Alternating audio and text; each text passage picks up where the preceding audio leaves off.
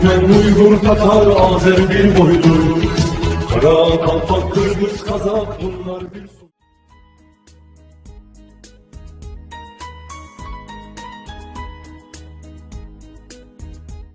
Пожилые люди – наша гордость. Вы наша живая история. Своим трудом вы показали и доказали, как надо работать, вложили свои силы и душу в развитие родного района. Вы наша гордость. Оставайтесь как можно дольше рядом с нами. Пусть никогда в ваших душах не сякнет родник любви к Отечеству, родник любви к вашим родным и близким. Каждый из них оставил свой след на земле. Ваши прожитые годы – это настоящее богатство, которое исчисляется не деньгами, а делами.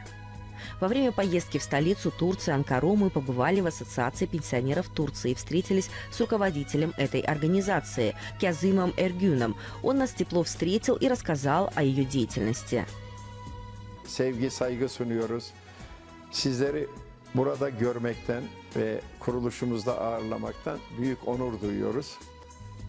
Ассоциация пенсионеров Турции была создана в 1970 году. Наша ассоциация насчитывает около 1 миллиона членов. По всей Турции насчитывается около 13 миллионов пенсионеров.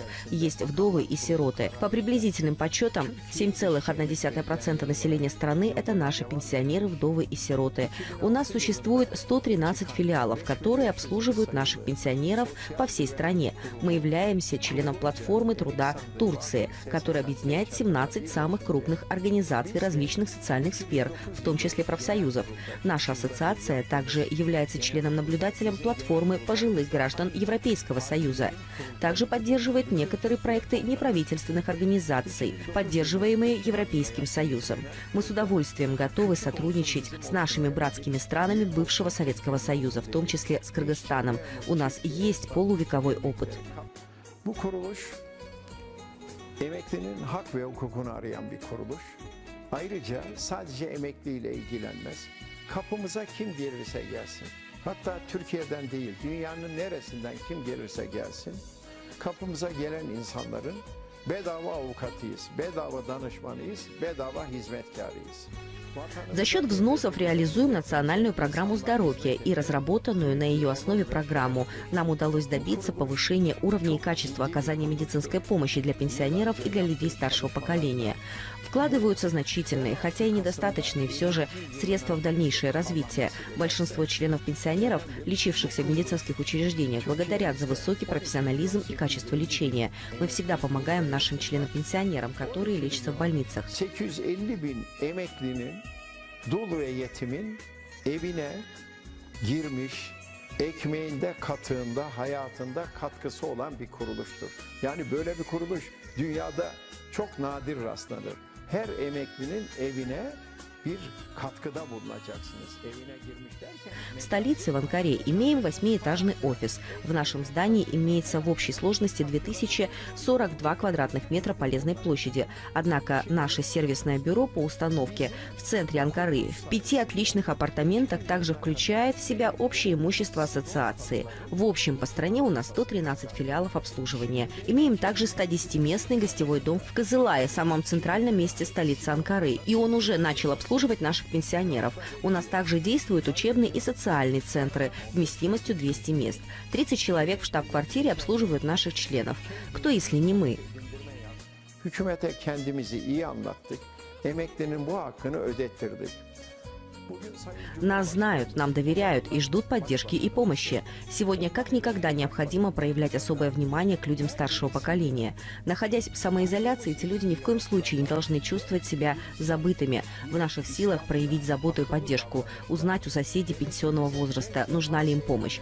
Мы всегда оказываем помощь нуждающимся семьям, пенсионерам и инвалидам в Турции. Наша ассоциация при соблюдении всех необходимых мер предосторожности оказывает помощь пожилым, находящимся в самоизоляции. Привозим лекарства и продукты. 2006 yılından bu yana emekli maaşlarına her ay %4 fatura fiş karşılığı olan ek ödemeyi peşin alıyorlar. Diyelim 2000 lira maaşı varsa Одна из основных услуг, предоставляемых нашей ассоциацией, заключается в устранении проблемы, с которой сталкиваются наши члены при поставках зимнего топлива. Филиалы ассоциации обеспечивают членов дешевым на 6 месяцев и высококачественным топливом, древесным углем. Человек может иметь какой угодно опыт, интеллект и набор успехов. Однако, если он пожилой, он рискует столкнуться с дискриминацией, с нисхождением или с тем, что другие люди пытаются говорить за него. Для этого не обязательно страдать от деградации когнитивных функций, достаточно просто выглядеть на свой возраст. Şimdi yıllar yılı eşini, çocuklarını yanına alıp da ait olduğu köye, şehre yıllardır gidemeyen emeklimiz var. Bu ikramiyelerin hayatımızdaki önemi şudur. Наша ассоциация продолжает действовать как фактор давления на правительство, чтобы повысить наши пенсии до лучшего уровня. Ассоциация обслуживает своих членов на постоянной основе 5 дней в неделю. Наши двери всегда открыты не только для членов организации, также научных сотрудников, писателей, исследователей, журналистов, студентов вузов. На протяжении 50-летий в поддержке нашего движения немалую роль играет созданная Ассоциация пенсионеров Турции, которая участвует в решении многих социальных вопросов. Тесное взаимодействие и сотрудничество с различными государственными и частными структурами дали свои положительные результаты. Her yaptığınız işin sonunda temsil ettiğiniz kitle, kuruluşunuz, devletiniz, milletiniz mutlaka kazançlı çıkmalı. Пожилые люди должны выполнять роль общественных патриархов, на которых равняются остальные. В традиционной модели общества это фигуры, которые контролируют, чтобы все остальные не отлынивали от своих социальных ролей и вели себя прилично. Erdek, Narlı köyünde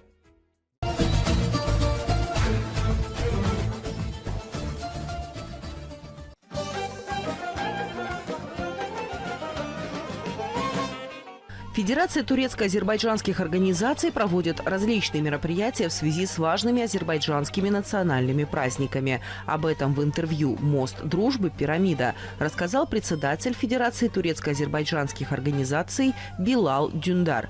Рассказывая в интервью об истории азербайджанско-турецких связей, Билал Дюндар отметил, что наши братские страны и народы всегда были вместе, напомнив о том, что Турция была первой страной, признавшей независимость Азербайджана.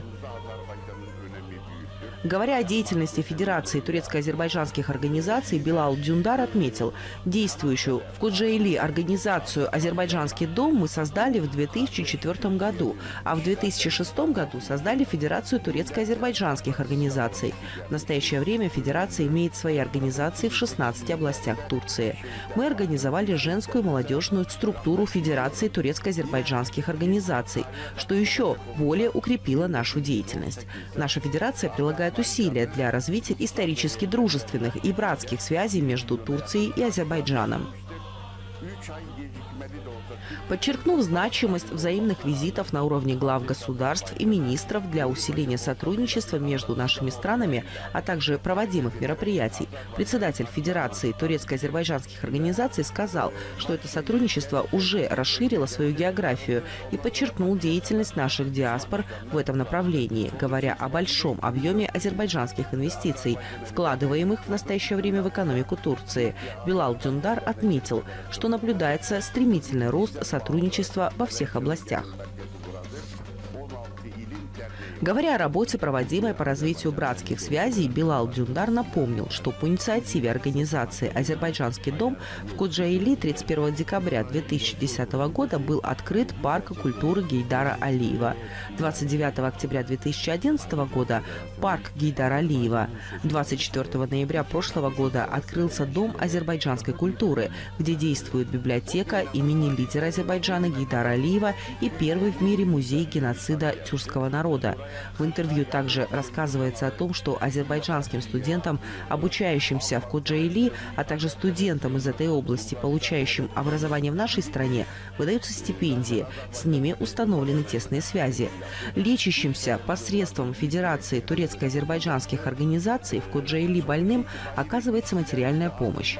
Дюндар подчеркнул, что и в Азербайджане деятельность Федерации турецко-азербайджанских организаций высоко оценена.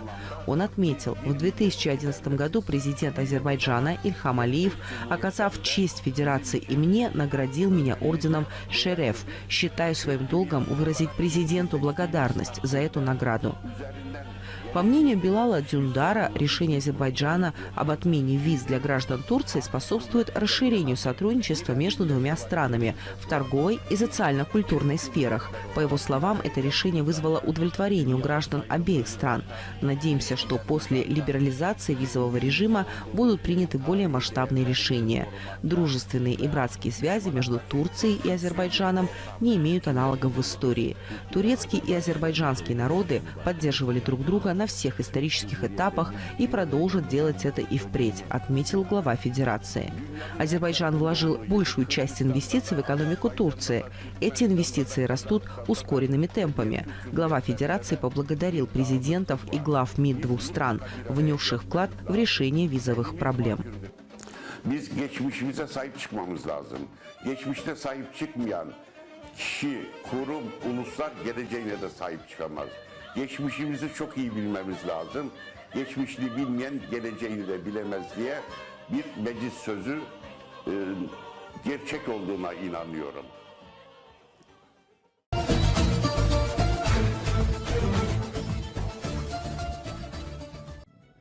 Директор общенационального движения «Юксалиш».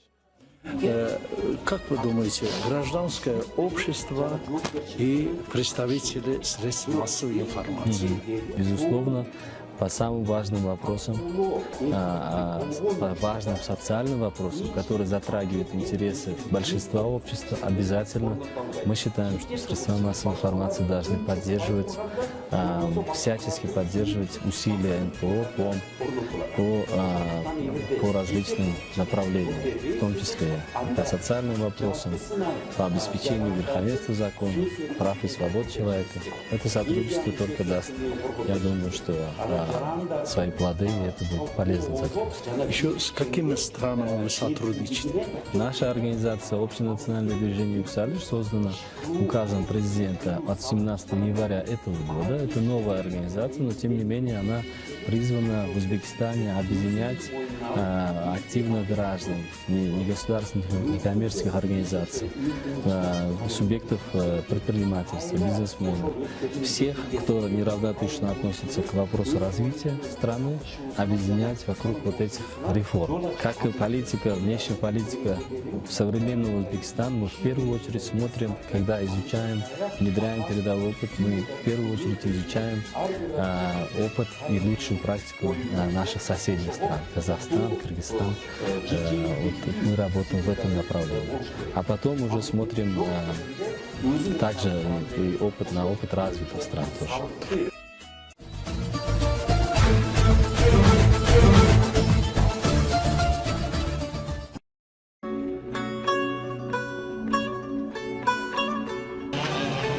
Sayın izleyiciler, Fethiye'de Yörük Çadırı'na hoş geldiniz. Buyurun, burası da bizim Fethiye, denizin kıyısı. Мы продолжаем знакомить вас с культурой и традициями кочевников юрюк-туркменов. В сопровождении почетного президента Юрюк-Туркменской ассоциации в Стамбуле Юсуфа Эзеля мы посетили музей Юрюка Керимоглу. Музей Юрюк Керимоглу расположен в курортном городе Фетхии, провинции Мугла, Турции, прямо у берега моря, который является живой этнографической экспозицией, посвящена истории турецкого народа, он является неким музеем. Музей Юрюк Керимоглу – это результат 20-летнего осмысленного накопления экспонатов. Хозяин музея Исмаил Узуноглу одновременно является председателем Йорук и Туркменской ассоциации в городе Сейдикемер. Мы у него получили подробную информацию о юрюк-туркменах. Он рассказал нам о том, как протекала жизнь кочевых туркменских племен. В музее расположены их жилища, предметы, используемые в быту, и утварь кочевников в макетах. Здесь можно узнать, как создавались ремесленные изделия, а также отведать пищу кочевников.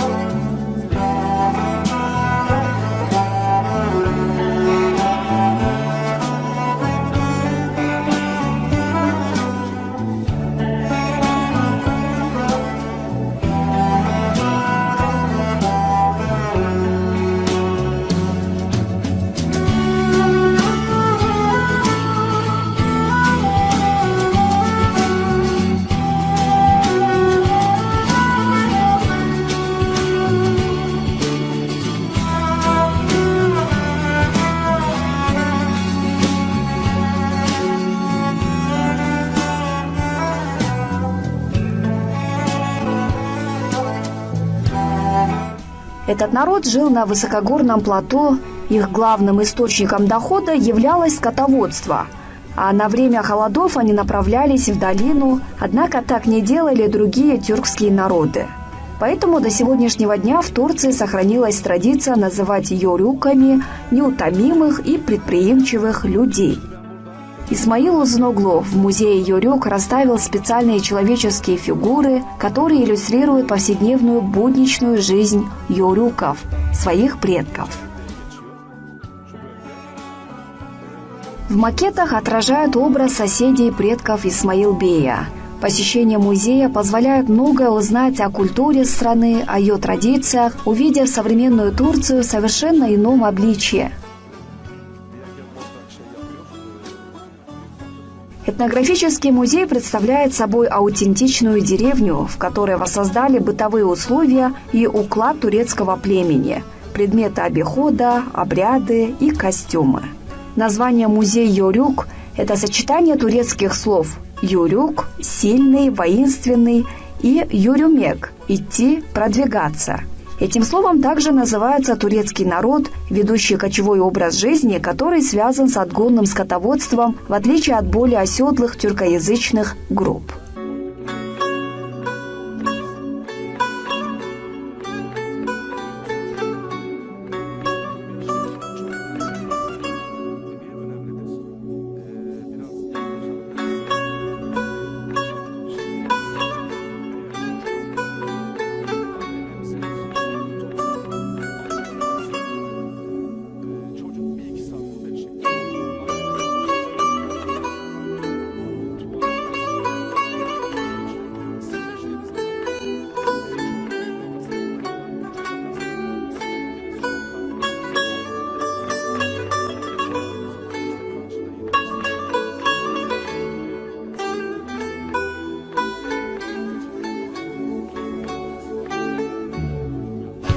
Музей Йорюк в Фетхие, на территории небольшого полуострова, открытие которого состоялось 20 лет тому назад.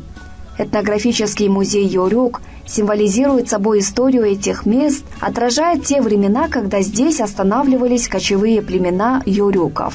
Во время посещения музея Йорюк в Фетхие особое внимание обратите на внутренний интерьер музейных домиков, которые помогают сформировать представление о жизни людей в таких поселениях столетия назад.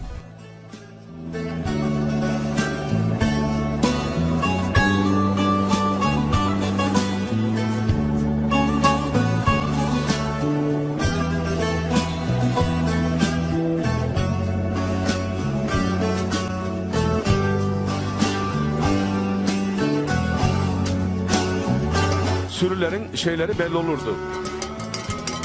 Böyle mesela değişik sesler. Noel Bey'in keçiler. Ha. Ya.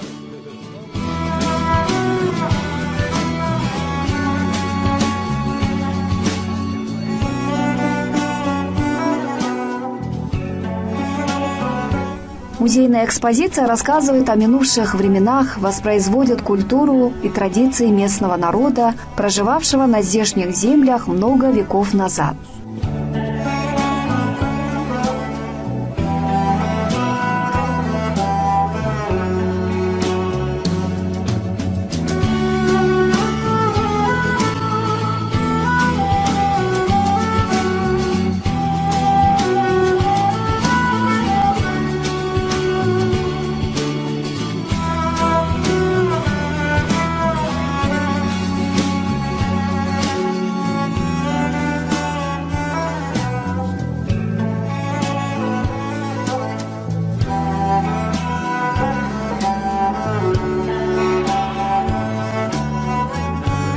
В ходе экскурсии по музею туристы могут наблюдать за неспешной сельской жизнью, специально инсценированным для них эпизодами. Помимо этого, посетители имеют возможность увидеть процесс изготовления различных изделий ремесленниками, а затем выбрать для себя памятный подарок.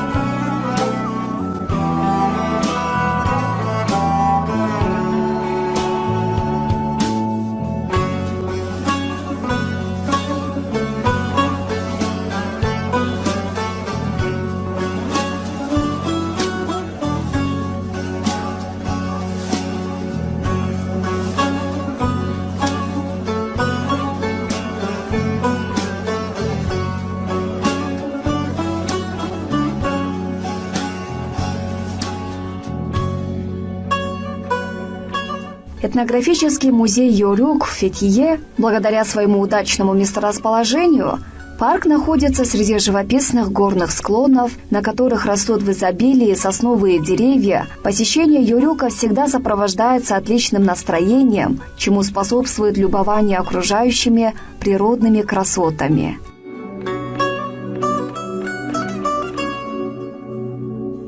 Особенно впечатляющая панорама открывается с возвышенности горного склона, откуда прекрасно просматривается бесконечная гладь Средиземного моря. Для удобства гостей в музее Йорюк работают несколько очень уютных кафе и ресторанов.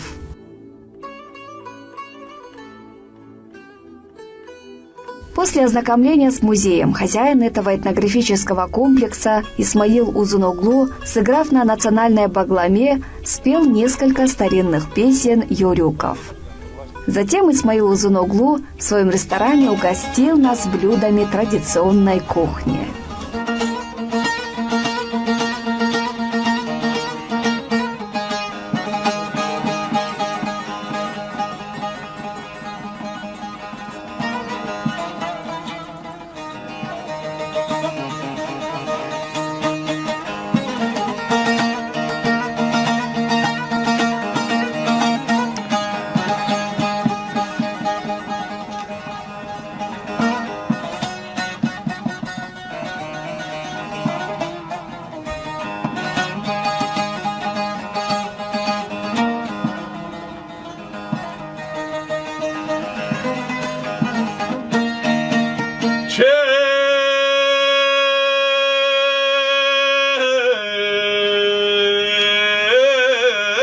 Kızım mayalarda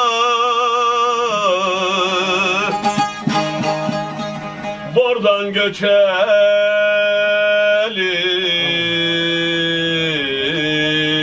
ah. Kaldıra gelin kırkmaları da oradan öpelim.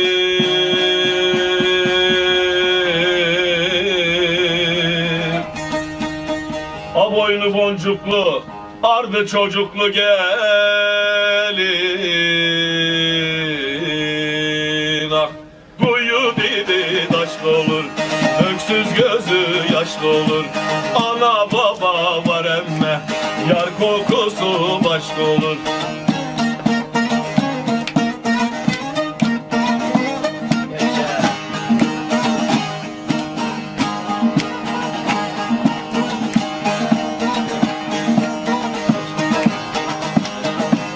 Yayla yollarında kaldım yalnız. Ay gelin aman. Eşe dosta malum olsun halımız aman aman aman. Ben varmam oralıya, orada buralıya. Allah nasip eylesin davullu zurnalıya. Ben varmam enekliye, yoğurdu sinekliye. Allah nasip eylesin omuzu tüfekliye.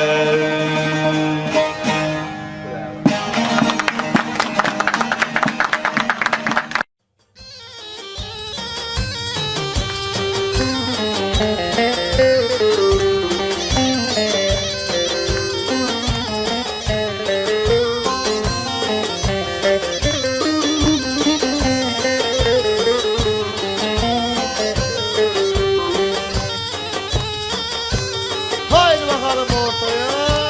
Helal olsun.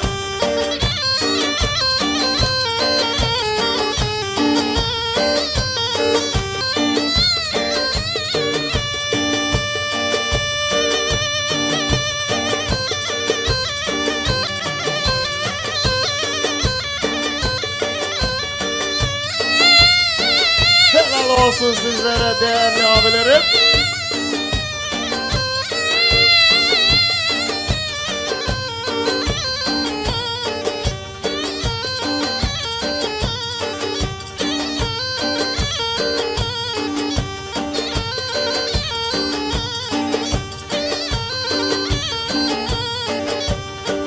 Baba dağın dumanı, Babadan dumanı, yoktur cavrun imanı, yoktur cavrun imanı. Altından köşk yaptırdım, altından köşk yaptırdım. Gümüşdendir divanı, gümüşdendir divanı. Oy gülüm gülüm gülüm, oy gülüm gülüm gülüm. Peşte ballı sümbülüm, peşte ballı sümbülüm. Bize yaylalı derler, bize de yaylalı derler. Biz çekemeyiz bu nazı, biz çekemeyiz. Haydi dalaman.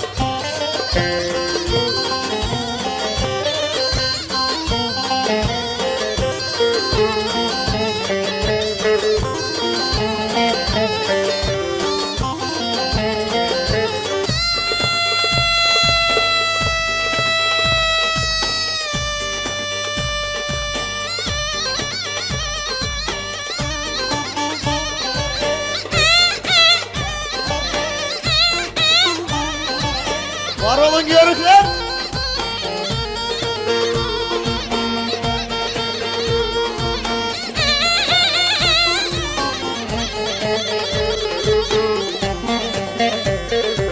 Sarıda zeybek şu dağlara yaslanır, ben yandım.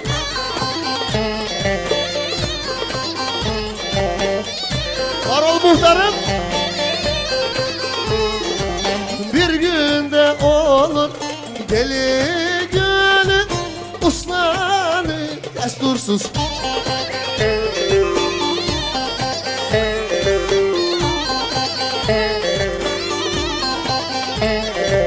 Süpürgeyi boyadım, ayarım kapardına dayadım. Kız sen gelecek diye a güzel bıyıkları boyadı. Yar sen gelecek diye a güzel bıyıkları boyadı.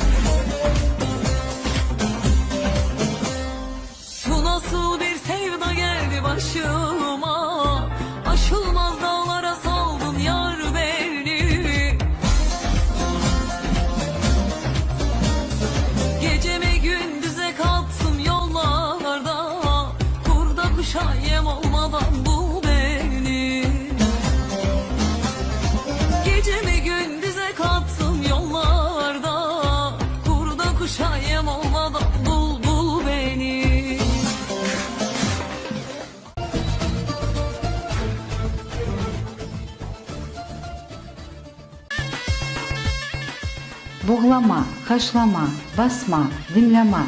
Называйте как хотите. Это блюдо популярно не только в Азербайджане, но и в странах Средней Азии. Хотим дать пояснение к названию. В Азербайджане это блюдо называют хашлама или буглама. В некоторых регионах Средней Азии это басма, а в некоторых – дымляма. Но как бы это блюдо ни называлось, оно очень вкусное. А самое главное – очень простое в исполнении. То есть его может приготовить человек, который не очень дружит с кухней. Только не пугайтесь длинного списка ингредиентов. Обязательные ингредиенты – это баранина, можно и с костями, и с жирком, или мякоть телятины. Репчатый лук, картофель, баклажаны, помидоры, болгарский перец, зеленый, желтый, красный, какой есть. Соль, красный перец, зира, на любителя. Все зависит от диаметра и размера вашего казана. Все продукты укладываются в один ряд. Накрываем казан крышкой и отправляем на огонь. Обратите внимание на то, что воды мы не наливаем, так как овощи дадут необходимый здесь минимум жидкости. А больше нам и не надо, потому как готовится это блюдо практически на пару. Вначале ставим казан на средний огонь. А как услышите, что закипело и забулькало, убавьте огонь до минимума и оставьте на минут 45-60. Время готовки зависит от того, какое у вас мясо.